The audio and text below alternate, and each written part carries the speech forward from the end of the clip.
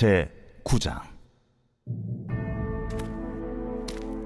이스라엘아, 들으라. 네가 오늘 요단을 건너 너보다 강대한 나라들로 들어가서 그것을 차지하리니 그 성읍들은 크고 성벽은 하늘에 닿았으며 크고 많은 백성은 네가 아는 아낙 자손이라. 그에 대한 말을 네가 들었나니 이르기를 누가 아낙 자손을 능히 당하리오 하거니와 오늘 너는 알라. 네 하나님 여호와께서 맹렬한 불과 같이 내 앞에 나아가신즉 여호와께서 그들을 멸하사 내 앞에 엎드러지게 하시리니 여호와께서 네게 말씀하신 것 같이 너는 그들을 쫓아내며 속히 멸할 것이라. 내 하나님 여호와께서 그들을 내 앞에서 쫓아내신 후에 네가 심중에 이르기를 내 공의로움으로 말미암아 여호와께서 나를 이 땅으로 인도하여 들여서 그것을 차지하게 하셨다 하지 말라. 이 민족들이 악함으로 말미암아 여호와께서 그들을 내 앞에서 쫓아내심이니라.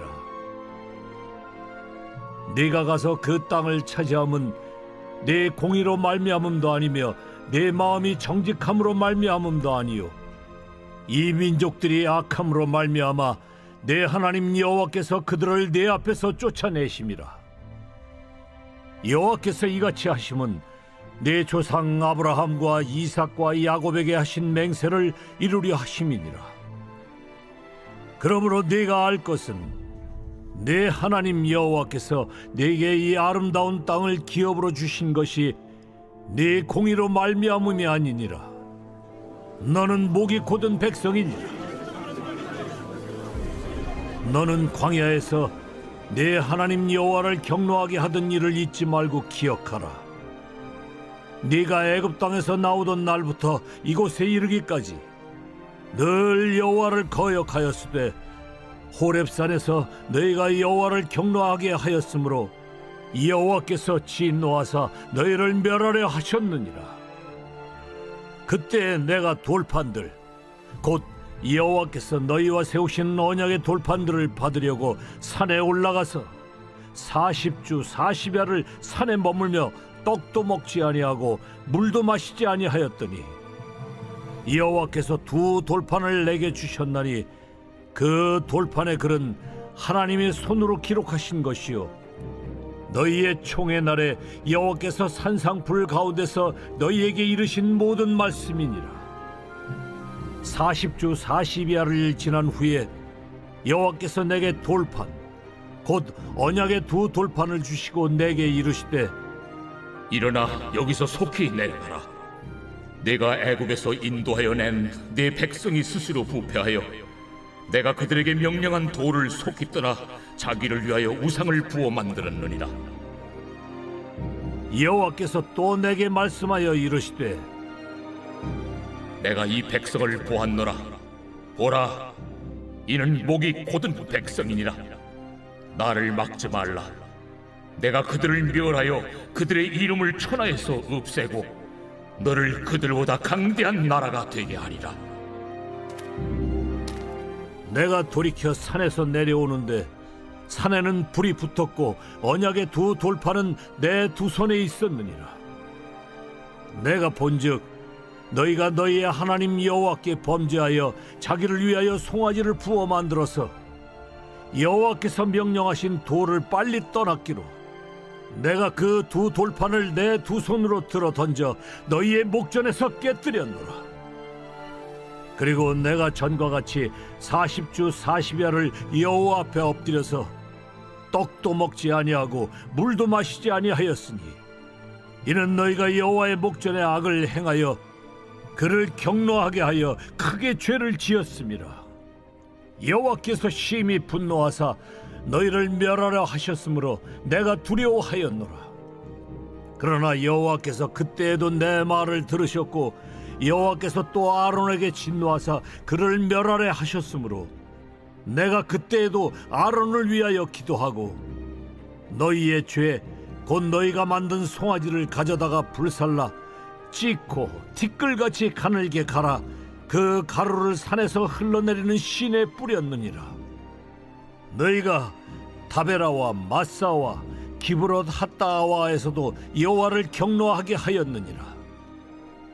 여호와께서 너희를 가데스 바냐에서 떠나게 하실 때에 이르시기를 너희는 올라가서 내가 너희에게 준 땅을 차지하라 하시되 너희가 너희의 하나님 여호와의 명령을 거역하여 믿지 아니하고 그 말씀을 듣지 아니하였나니 내가 너희를 알던 날부터 너희가 항상 여호와를 거역하여 왔느니라. 그때 여호와께서 너희를 멸하겠다 하셨으므로 내가 여전히 40주 40야를 여호와 앞에 엎드리고 여호와께 간구하여 이르되 주 여호와여, 주께서 큰 위엄으로 속량하시고 강한 손으로 애굽에서 인도하여 내신 주의 백성 곧 주의 기업을 멸하지 마옵소서. 주의 종 아브라함과 이삭과 야곱을 생각하사 이 백성의 완악함과 악과 죄를 보지 마옵소서. 주께서 우리를 인도하여 내신 그 땅 백성이 말하기를 여호와께서 그들에게 허락하신 땅으로 그들을 인도하여 드릴 만한 능력도 없고 그들을 미워하기도 하사 광야에서 죽이려고 인도하여 내셨다 할까 두려워하나이다. 그들은 주의 큰 능력과 펴신 팔로 인도하여 내신 주의 백성 곧 주의 기업이로소이다 하였노라.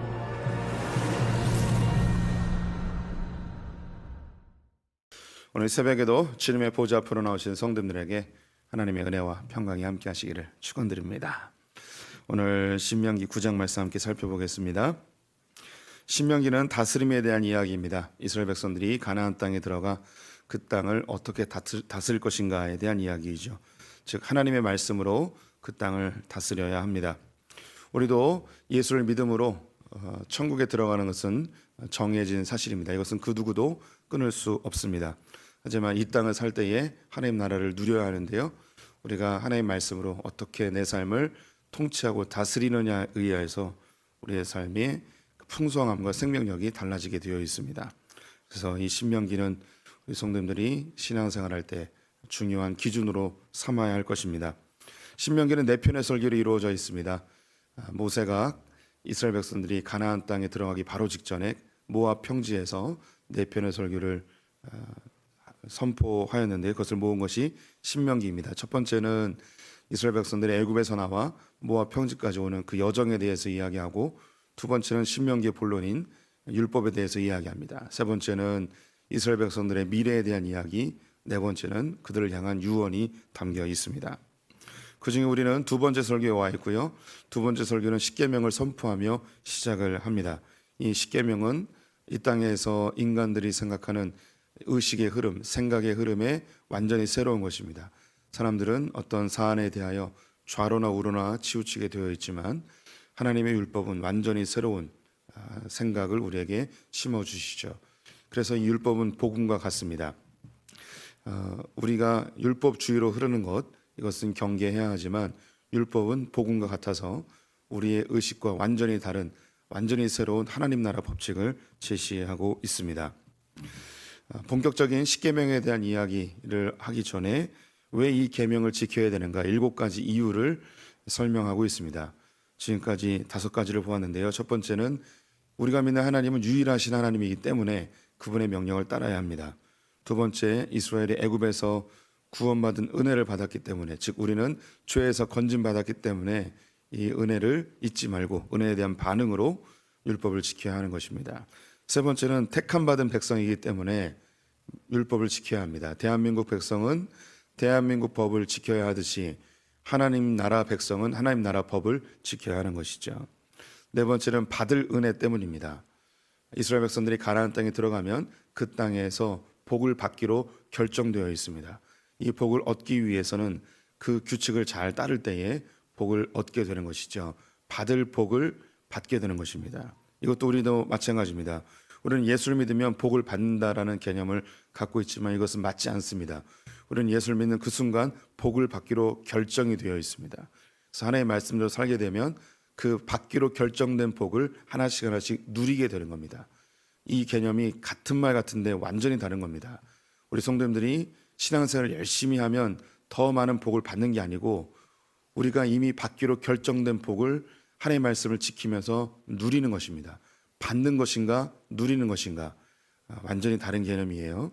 우리 성도님들은 복을 더 받기 위해서 더 열심히 노력하는 자들이 아니고 이미 받기로 결정된 복을 하나씩 하나씩 누려나가는 것입니다. 그리고 어제 본 것이 이스라엘 백성들에게 교만하여 하나님을 잊지 않고 기억하도록 율법을 주셨습니다. 이 율법을 지킴으로 그들이 교만해지지 않고 하나님을 기억하면서 잊지 않고 살게 되는 것이죠. 오늘 그 여섯 번째로 왜 하나님께서 이 율법을 지키라 하셨는가, 제가 두 구절만 먼저 읽어드리겠습니다. 그러면 우리 성도들이 답을 한번 찾아보시기 바랍니다. 6절 말씀을 제가 읽겠습니다. 그러므로 내가 알 것은 내 하나님 여호와께서 내게 이 아름다운 땅을 기업으로 주신 것이 내 공의로 말미암음이 아니니라. 너는 목이 곧은 백성이니라. 한 구절 더 읽으면요, 27절 말씀입니다. 주의 종 아브라함과 이삭과 야곱을 생각하라. 이 백성의 완악함과 악과 죄를 보지 마옵소서. 네, 하나님께서 이스라엘 백성들에게 율법을 주신 이유 여섯 번째는 무엇이냐? 이스라엘 백성들이 철저하게 죄인이기 때문입니다. 그들은 목이 곧은 백성이었고요, 그들은 완악하고 악하고 죄가 가득한 존재들입니다. 하나님의 율법이 없으면 그들은 아주 자연스럽게 죄를 짓게 되고 자연스럽게 악하게 되고 교만해져서 하나님을 떠나게 됩니다. 그래서 이 율법이 그들을 악으로부터 지켜주는, 그들을 교만으로부터 보호하는, 그들이 죄악의 길로 가는 것을 가로막는 보호의 역할을 하게 되는 거죠. 다른 말로 이제 울타리의 역할을 하게 됩니다. 하나님께서 이스라엘 백성들이 애굽에서 살고 있을 때 그들을 건져내시죠. 마치 길을 잃어버린 양들처럼 하나님께서 그들을 구해내십니다. 그리고 가나안 땅으로 몰고 가시죠. 광야를 지나 가나안 땅으로 몰고 가셔서 그들에게 경계를 알려주십니다. 위로는 유브라테스 강부터 밑으로는 애굽 변방까지. 그 밖으로는 가지 못하게 합니다. 마치 양을 가나안 땅에 몰아넣고 울타리를 치고 이 밖으로 절대 나가지 마라 라고 하는 것과 같습니다.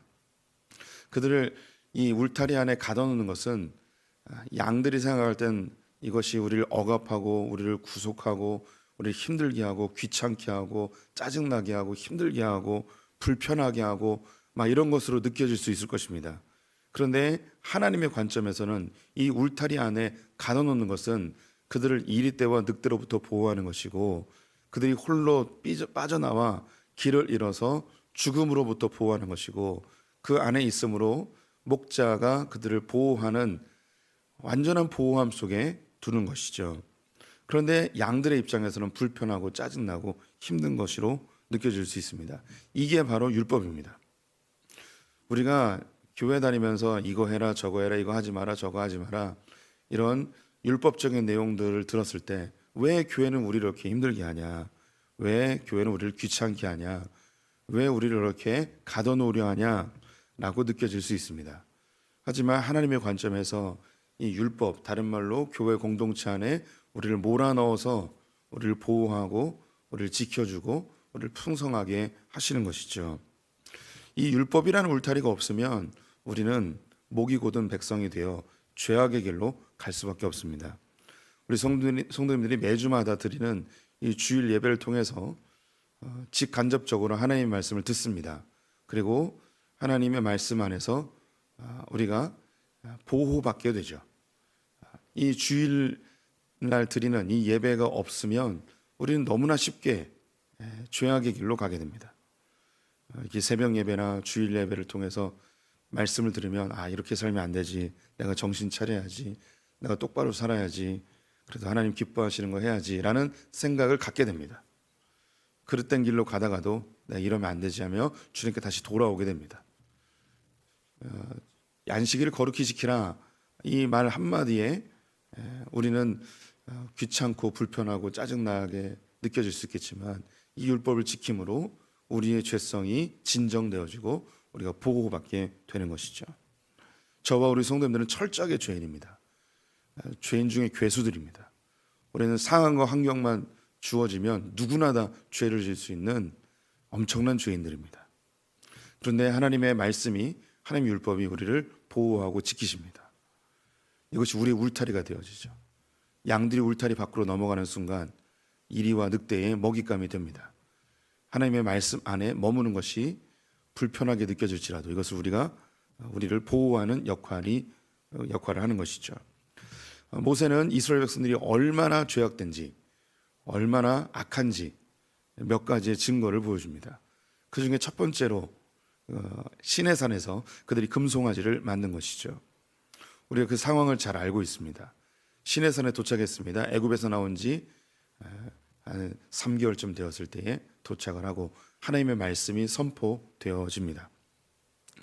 그들이 하나님의 음성을 듣고 너무 두려워서 모세에게 우리가 너무 죽을 것 같습니다. 하나님의 말씀을 모세 당신이 좀 듣고 우리에게 대신 말해 주십시오. 그러자 모세가 여호수아를 데리고 40일 동안 시내산에 올라가게 되지요. 그 기한이 정해지지 않고 그냥 올라갔습니다. 그래서 밑에 있었던 백성들은 모세가 죽었다고 생각합니다. 이제 모세가 죽었으면 누가 우리를 애굽 가나안 땅으로 인도하냐라며 그들은 불안해했죠. 그러면서 누군가가 얘기했습니다. 우리를 인도할 하나님을 만들자. 그리고서 금송아지를 만들었습니다. 이 일에 아론은 그 어떤 저지도 하지 않고 백성들이 원하는 대로 금부치를 모아서 금송아지를 만들어 주죠. 이게 얼마나 큰 일인가. 방금 전에, 며칠 전에 하나님이 음성으로 그들이 정말 죽을 것처럼 두려워하는 그 상황 속에서 그 어떤 형상으로도 너를 위하여 우상을 만들지 말라라고 생생하게 들었거든요. 근데 그렇게 벌벌벌 떨면서 들었던 그 음성이 있었음에도 불구하고 그들은 금송아지를 만듭니다. 우리가 그렇습니다. 우리 그런 죄인이에요. 저는 그 형벌이 두 가지의 효과가 있다고 하거든요. 하나는 범죄를 예방하는 것과 그리고 그 범죄에 대한 징계의 역할을 합니다. 처벌의 역할 그리고 예방의 역할을 하는데 저는 이 예방의 역할을 별로 그다지 효력이 있다고 생각하지 않습니다.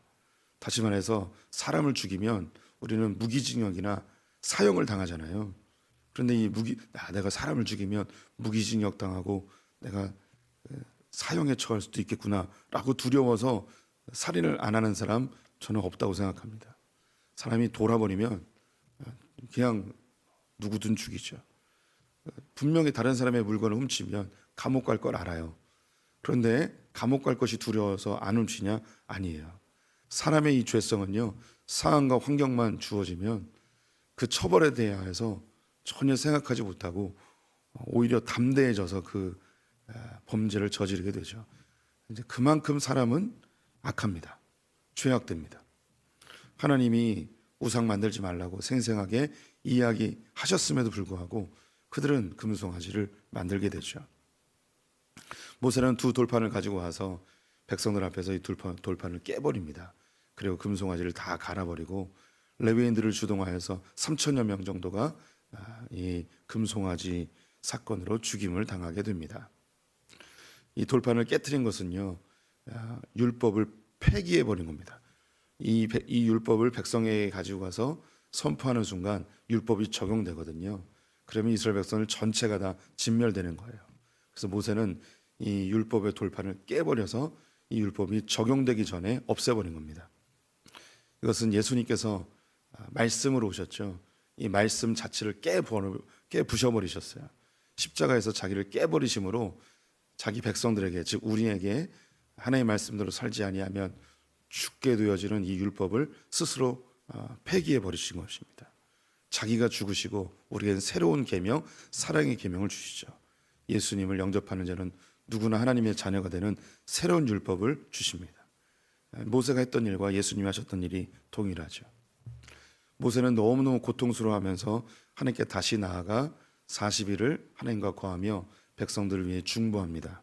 그때 하였던 이야기가 하나님 이들을 여기서 죽여버리면 하나님 무능력하게 보입니다. 하나님 능력 없어서 가나안 땅까지 못 데리고 가니까 이 광야에서 죽였다고 이방 사람들이 생각할 겁니다. 이 백성을 다시 한번 기회 주십시오 했던 것이 모세의 기도였죠. 이것이 광야 생활에서 가장 유명했던 장면일 것입니다. 그 외에도 22절에 보면 너희가 디베라와 마사와 기브롯 핫다와에서도 여호와를 경노하게 하였노라. 광야 시내산에서 1년 동안 있다가 성막을 짓고 그들은 행군을 준비하죠. 행군을 가자마자 그들은 다베라에서 불평불만하며 불이 나와서 그들을 징계합니다. 광야 시내산에서 떠나자마자 그들은 불평을 합니다. 마사는 무리바라고도 하는데요. 물이 없어서 하나님께 불평해서 하나님께 징계를 받습니다. 기브롯 핫다와는 먹을 것 만나가 지겹다고 해서 하나님이 메추라기를 보내서 그들이 질리도록 고기를 먹게 했던 장면입니다. 그들은 끊임없이 광야 생활에서 불평불만을 반복하고 물이 없다고 불평하고 먹을 것이 부족하다고 불평하고 끊임없이 불평하면서 하나님을 경노하게 하였죠. 또 결정적 사건이 23절에 여호와께서 너희를 가데스바네에서 떠나게 하실 때에 가데스바네아는 가나안 땅에 들어가는 그 입구죠. 12명의 정탐꾼을 보내서 40일 동안 정탐하고 돌아와 그곳에는 안악 자손이 있다고 이야기하며 두려워하며 그들에 비하면 우리는 메뚜기다라고 하면서 하나님을 거역하며 하나님을 경노하게 하였습니다. 그래서 그들은 40년 동안 광야 생활하다가 다 죽게 되죠. 그런데 이제 들어오게 된 거예요. 모세가 이야기합니다. 너희는 이렇게 악하다. 이렇게 하나님을 경노하게 하였다. 이렇게 하나님께 거역하였다. 너희는 이렇게 목이 곧은 백성이다. 그런데 너희가 가나안 땅에 들어가서 가나안을 얻게 될 텐데 너희들 스스로 생각하기를 우리가 잘나서 우리가 공의로워서 우리가 정직해서 우리가 잘해서 이 땅을 얻었다고 생각하면 큰 오산이다. 이 땅을 얻게 되어진 중요한 이유는 일단은 가나안 백성들이 죄를 지어서 그들을 하나님께서 징계하여 내보내신 것이다. 너희도 목이 고다 하나님의 말씀대로 살지 않으면 하나님께서 너희를 다 버리실 것이다. 우리도 똑같습니다. 우리 성도님들이 하나님의 자녀된 것, 천국을 얻게 된 것, 우리가 의롭거나 우리가 잘나서가 절대 아닙니다. 우리는 본질상 죄인입니다. 모세가 돌판을 깨 부셔서 그들을 용서해 준 것처럼 하나님께서는 자기 아들 말씀으로 오신 예수를 깨 부셔서 우리를 구원해 주셨습니다. 우리가 철저히 죄인이라는 사실을 잊지 말아야 됩니다. 우리는 상황과 환경만 되면 다 죄를 지을 수 있습니다. 그래서 늘 하나님의 말씀 앞에 우리를 비춰보고 다시 정돈하고 다시 하나님께 나아가고 하나님 앞에 바로 서기를 힘쓰고 애써야 됩니다. 그래서 바울의 고백이 떠오릅니다. 나는 날마다 죽노라. 하나님 앞에 늘 죽는 마음으로 다시 또 일어나서 하나님의 말씀대로 살기를 결단해야 할 것입니다. 하나님의 말씀, 주님의 율법은 울타리와 같습니다. 죄인된 우리, 망아지와 같은 우리를 잘 보호하시고 길들이시는 하나님의 손길이시죠. 하나님의 말씀대로 살아서 주의 복을 누리시기를 축원드립니다.